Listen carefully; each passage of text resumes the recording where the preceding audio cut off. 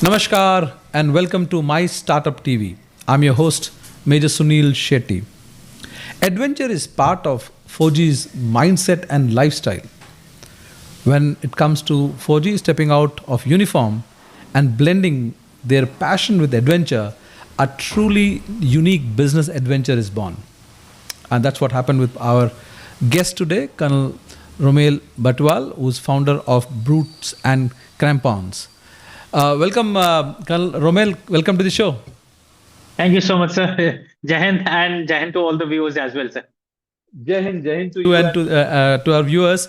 Col Romil, you have led multiple expeditions.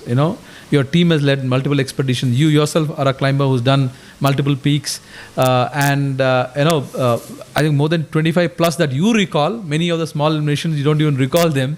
I remember that from our conversation when you said I don't remember how many, but 25 major ones, which includes to the Himalayas.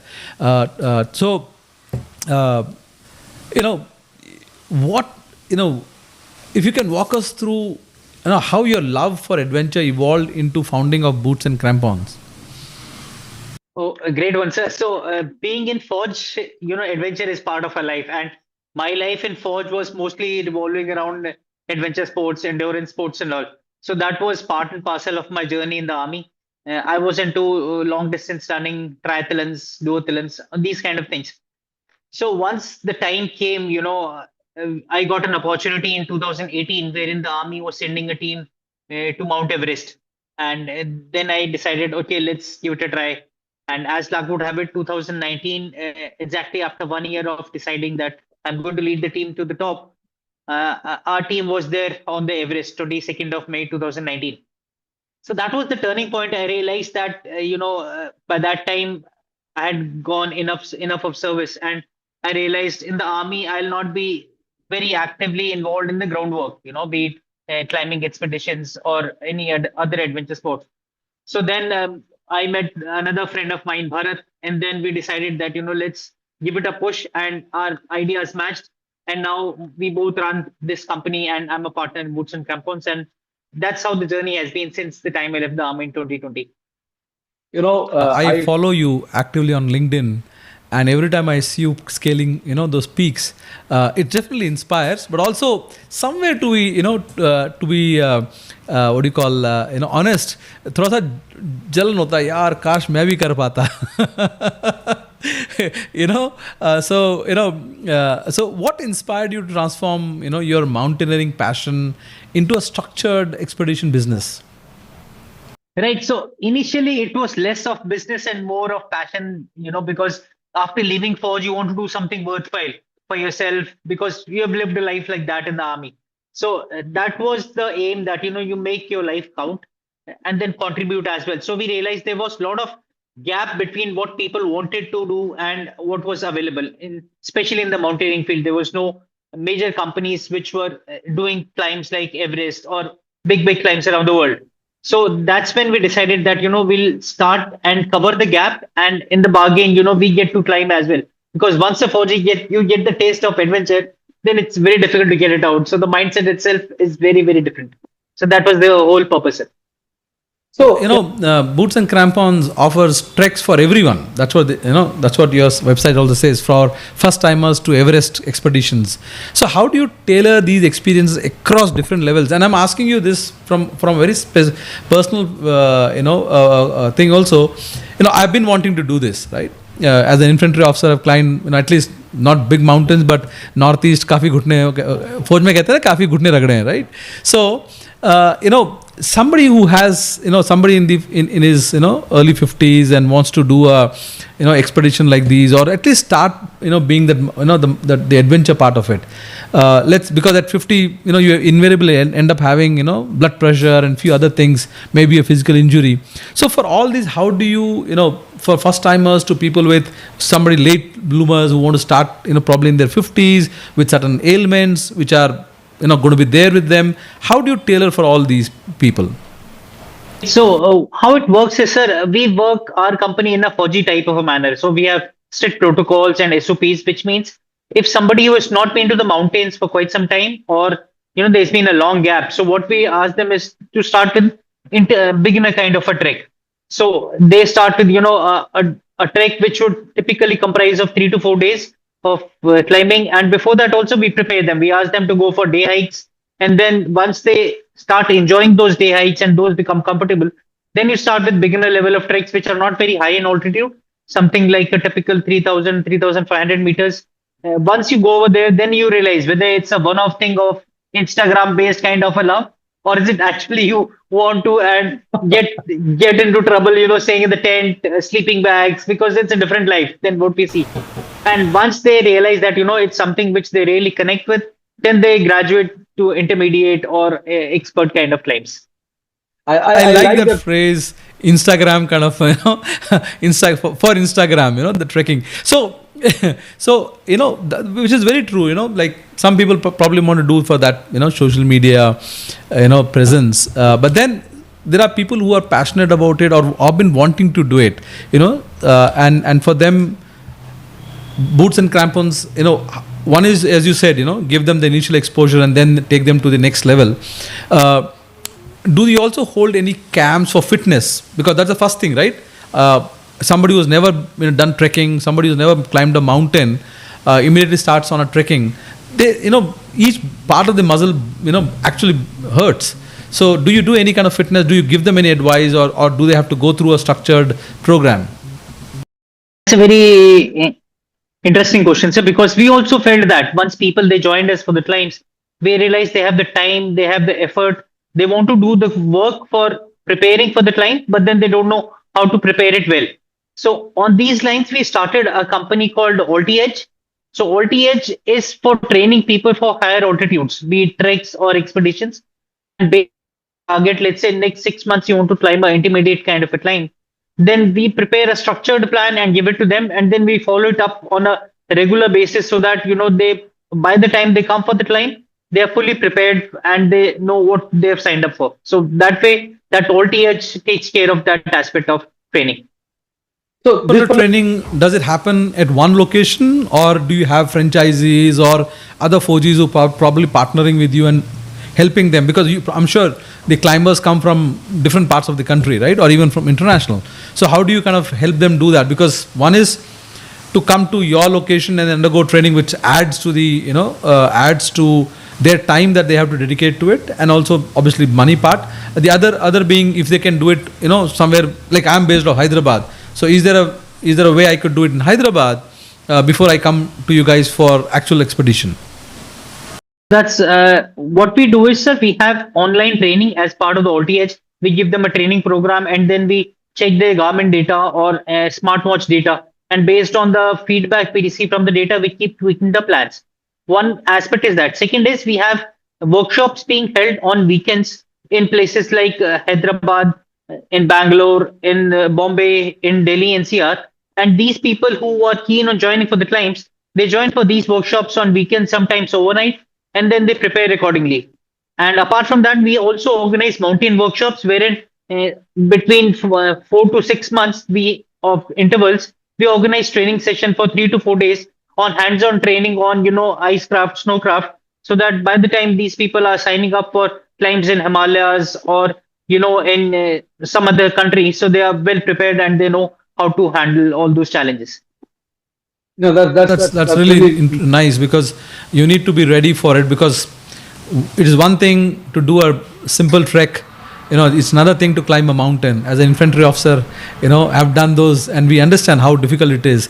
So could you highlight any one, beginner's trek or one expert level expedition that you are particularly proud of?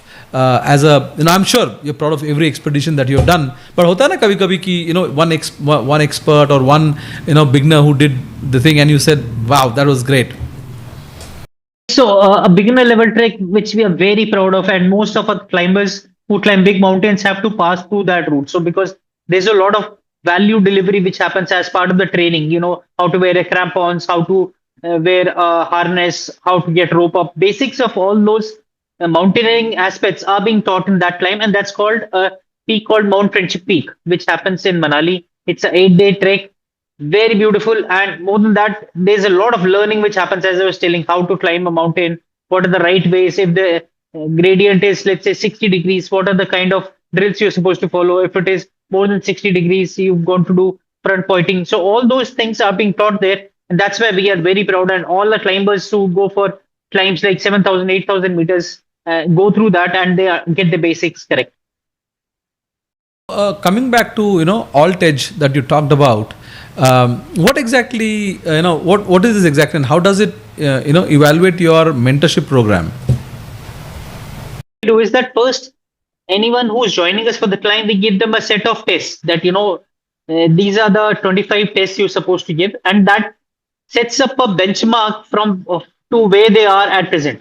And once we get that, then based on that and availability of time they have, then we make a plan of about 10 days to them, and we have a weekly call with the person that this week you should have done your training more in zone 2, or if you have trained a lot in zone 2, then it's time to go to zone 4 for a week of training.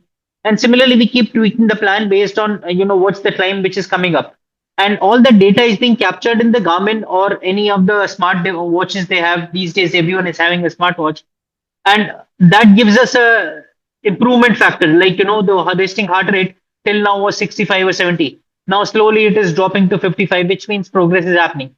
Or if the sleep is not getting proper, then the person needs to focus more on rest and recovery. So all those tweaks happen, and then based on that, the improvement is visible in the people. Because recently we are coming from Russia, we were there for a month, and we had 5 climbers who were part of the OTH program, and then they could see the difference of training with us for past 5 to 6 months for this climb. So when you do these international expeditions, do you also take care of their visa process and everything else? We have connections with the visa agents these are the reliable guys who have been working with us for the past 7 to 8 years, and that's how we refer to them directly. So Boots and Crampons doesn't have a visa vertical as such, but then we have people who have been handling all a visa. Yes, sir. So that's how they do it. Yeah, that's what is important, right? For somebody who's coming on adventure thing, wants everything to be these days. Everybody wants everything to be taken, including your home deliveries, the Zeptos of the world, right? So nobody has the patience or time to wait for or do things on their own. So for a beginner, for a 2 or 3 days trekking to big expeditions, what's kind of costing one should have in mind for people who wanting to do it, just for the sake of understanding the budgets that they need to set aside for something like this. A typical 3 to 4 day of a trek, it costs about 12,000 rupees per person, and that takes care of your technical gears, takes care of your sleeping bag, mattress, tents, all that kind of stuff. Your personal gear individually is supposed to get, or those can be rented if you just want to test the waters and understand whether it's actually for you or not. And based on that, then the intermediate level costs about 40 to 50,000, and then the cost keeps going up based on the level of difficulty and other things. And wanted to take it as a, I mean, have you had instances where people came in just to test waters and then they actually got hooked onto it and they are always there? And I just want to add to this, can somebody customize dates for you with the date saying I'm available from, let's say, 15th of September to 30th of September, kindly do it, can we do something within that timeline? Does that happen? Or you bring out a schedule and then people have to join around it? Actually, we have a schedule, sir, but then we can always customize the plan. For example, last month only, there was this army veteran. He called us up from Delhi itself saying that, he works in Bank of America. He's not able to schedule his leaves based on the schedule which we have. So he always does a customized trek. And we organized for him in Himachal, and then he did the climb. So yeah, we have that option of climbing in case the dates don't match you. But then we need a minimum set of people, or the cost goes up because, the logistics and all. Even for one person, you need to have a cook, you need to have helper, you need to have mules, all those things. So that's where the cost for a single person would obviously go up. Right. So tell us about the BC foundation that you have, that Boots and Crampons, and how does it support adventures in realizing their dreams? So there was a situation once which came to us wherein there was this government agency, they had the CSR funds.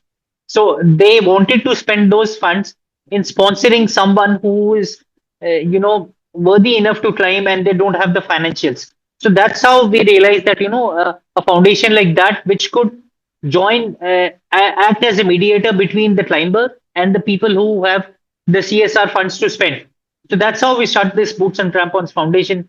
And since then, we've been trying and reaching out to various corporates for getting funds for these people. And we are in the process of, encouraging more and more people to climb, even when they don't have the exact funds available for big climbs, because these mountain expeditions get pretty expensive as the altitude increases and the travel and other costs also goes up. So that's why a foundation like that, suitably, if it matures, definitely it's going to go a long way. So one thing that across the fitness industry, healthcare, one thing that has been noticed post corona is that there is a huge rush for people. You can see this even in your neighborhood.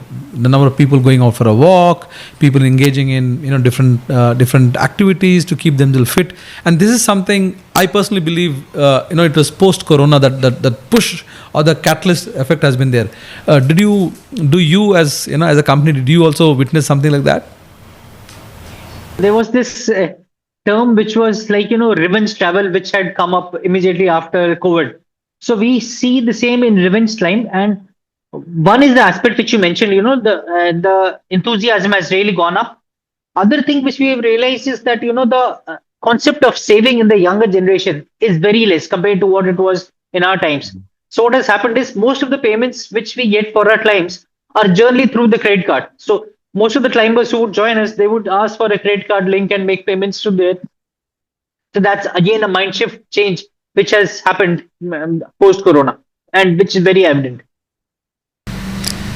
Definitely, we are experiencing it across all sectors, all industries, isn't it? So in 2025, Boots and Crampons has featured extraordinary accomplishments, and Everest being one of them. You also had a blind woman climb up. You had Geeta, who became the first, CISF personnel to climb Mount Everest. So how have these such stories shaped the ethos of your organization? So we actually feel very, very blessed once we get a person like Angmo joining us, because a person who is completely blind and still aiming to climb Everest, that itself is a very big aim. And making those dreams realize gives us purpose to what we do. So that obviously is very big for us. And we feel blessed that we get an opportunity like that. Apart from that, I would also like to mention that this year, there's this boy from Hyderabad again. He's a 16-year-old and he's climbed the highest peaks in all the continents. So he's the youngest Indian boy to have climbed all the 7 continents' highest peaks. So that again, and in fact, last week we got a message from that boy's mother saying that, his question was featured in Kaun Banega Crorepati in the season 4, in the first episode, by Amitabh Bachchan asking one of the participants, what did Karthik Vishwanath do to, in 2025, which has given him that publicity. So yeah, that gives small events like this give us the push and purpose to what we are doing, sir. No, very true. And these are not small. I mean, see, one of the things that, let's say today, climbing Everest may not be seen as, okay, you're the first climber, but the fact remains that climbing Mount Everest, nothing has changed from the first person to now. The weather remains the same. So it is all about human endurance, right? Human will, dedication to be able to do that, achieve that. So every time you climb, you must have climbed multiple times, but every time you climb, it doesn't become easy. The difficulty remains the same. So it's all about that. So each climb is unique. Each climb is different. So you yourself have climbed Lhasa solely, and around the same time, your team, summited Everest. So very truly impressive, though. Can you share what these experiences, mean to you both physically and mentally? So let me be very frank, sir. After climbing Lhotse for 10 to 15 days, I was different, because the kind of high you get by climbing these peaks, and especially like Lhotse, it was a dream come true, because it was not exactly planned. And the aim was to, as a Fauji, you have the ownership of the team. And once you have 16-year-old and, blind girl and so many other people to climb with, so it was our responsibility to make sure that everything goes as per plan. So Lhotse obviously was on the back seat. But then once we realized that all the climbs had happened and we had time and opportunity to avail that, so then I thought, let's go ahead and do that climb. And blessings of God again, that the weather that day was absolutely fantastic. I couldn't have asked for a better weather, and to the extent that I didn't feel that it was as difficult a mountain as many of our friends who have climbed earlier because of bad weather. Because as you said just now, that every day the weather is different on the mountain. Even if you climb the same mountain 10 times on 10 consecutive days, every experience is different. But my experience, luckily, was fantastic because no winds, extremely nice weather, not cold at all. So that way, I feel blessed that we got this opportunity. That all our team members uh, climbed very well. We made a few records, and everybody's safe. And then we could pursue our personal goals as well. And as you said, in your conversation, by God's grace, that's the other part, isn't it? You may be climbing the mountain, but it cannot happen without the respecting nature, paying your respects to nature, because it's mightier than us, right?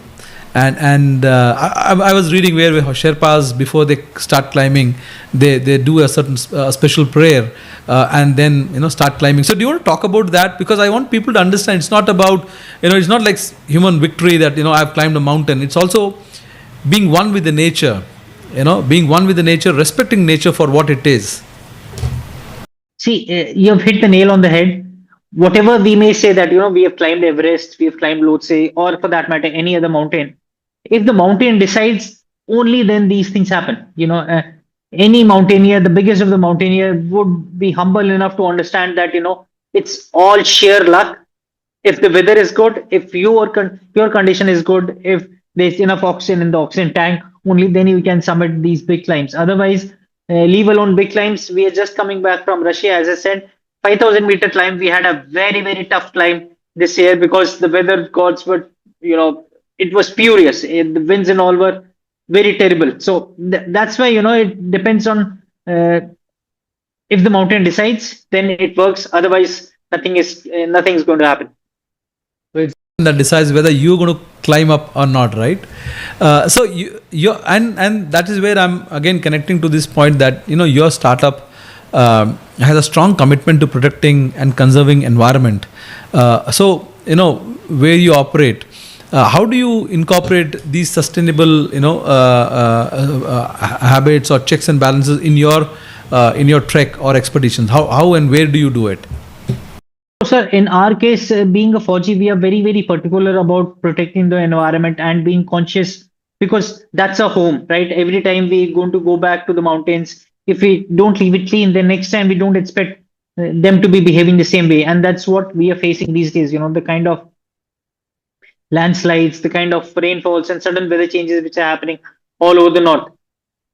How we do it is that first and foremost is during all our briefings, we make it very, very clear to the teammates that, there's a thing called leave no trace, LNT principle, which means you leave the mountain the way you have received it. So make sure that whatever garbage you are generating, be it your toffee wrappers, be it your, Maggie wrappers, whatever. So all these things have to be taken back to the base from where we have started the trek. So we don't leave anything on the mountain. So whatever happens or whatever garbage is created in the kitchen or by the trekkers, everybody carries it back to the base and makes sure that we don't leave the mountain in a dirty state after we are finishing expedition. No, that's commendable. And I had read few articles where there were expeditions just to clean up these places, right? And they've been clearing up huge tons of garbage that's been left by previous, because this awareness also has come probably a decade and a half ago. Before that, it was all free for anybody, just go dump whatever you're using and then move on. So your treks range from beginners friendly to high altitude experts climb. What key protocols and safety support do you prioritize to ensure that a hassle free and secure experience? So first and foremost, our team leaders who are there, or the main guides who are there at different places, be it Leh, be it Himachal, be it Uttarakhand, these guys are super experts. So they've been training in mountains and they've been instructors in Mountain Institute for past 10 to 15 years. So they have immense amount of experience. So, and in all our briefings to our teams, like yesterday, again, evening, we were having briefing with two of our teams. So it was very clear that, safety as a Fauji is very, very dear to us. So we don't compromise at all on safety, even if we feel that, there's 1% chance that the person is not going to behave well or is not going, body is not going to cooperate, we send them back. So that is foremost that, safety is there. And all these guides, they've been empowered enough to understand that, they go to make sure that each and every person every day they check the health parameters, that if they feel that the person is not behaving well, is getting irritated, is showing signs of altitude sickness and all. So these things we are very clear, and anyone who's joining us for the climbs, they have to pass a mandatory that checklist, which means if a person is climbing a 6,000 meters with us, he or she should have done a 5,000 meter before they step up for the climb. So all these checks and balances are ensured so that we have a good experience once we are on the climb. No, those are very important, because once you know that there are checks and balances, you follow them, they follow, and that ensures, or at least that kind of we know that those are the safety measures that ensures casualties are not there, or accidents don't happen, more importantly. So looking forward, for what's your vision for Boots and Cramps on? Is it new destination, new programs, or are you planning something completely different? Yes, definitely, sir. We want our footprint in many other countries. Like this year, we've been to Kyrgyzstan in July. That was a new climb. We were planning to climb in Iran as well as Turkey, but then because of the global situations these days, we couldn't do that. In November, we are doing Antarctica, which is the highest, where we have the highest peak, Mount Vinson. So Antarctica is again on the cards. Last year we did in December. This year we have a big team in November end. So that's again on the plan. So we keep exploring new climbs every year. And that's one as far as the Boots and Crampons is concerned. Again, Alt Age, we want a global presence. Right now, we have people from 3 countries who are getting trained through that Alt Age platform. That also we need to expand, and that's getting a good name based on the experiences of the people who are presently training with us. And similarly, we have a certain few initiatives which are on the pipeline. So that happening, we'll definitely be expanding our reach in various other countries. Perfect. And before I let you go, Col Romil, MyStartup TV, we are a media house for entrepreneurs like you, startups like yours. We carry their stories, their experience, their journeys for the wider world out there. What do you think about the kind of work we are doing? It's amazing. So once you were giving the introduction of me getting into adventure space and doing such stuff, I could still relate, a Fauji going from army and doing the kind of stuff which we are doing into adventure and all, mountaineering. But something into media stuff of Fauji doing is a bigger adventure, I feel. And I'm sure you can relate to it because it's a totally different field. And the kind of challenges you must be going through would be immense. But hats off to you for providing this platform to the young startups and, people who want to step out of the comfort zone and do something in the startup space for the world. So that's really commendable, and we feel really grateful that we have platforms like this. Thank you, Col Romil, for joining us. Viewers, if you want to hear such interesting conversation with soldiers, soldierpreneurs, soldiers who are turned entrepreneurs like Col Romil and myself, sharing their journey, understanding what they do, what they go through, how the transition happens, join us 4 to 6 p.m. Monday to Saturday. Thank you, Col Romil, for joining us, and we'll see you again in our next shows.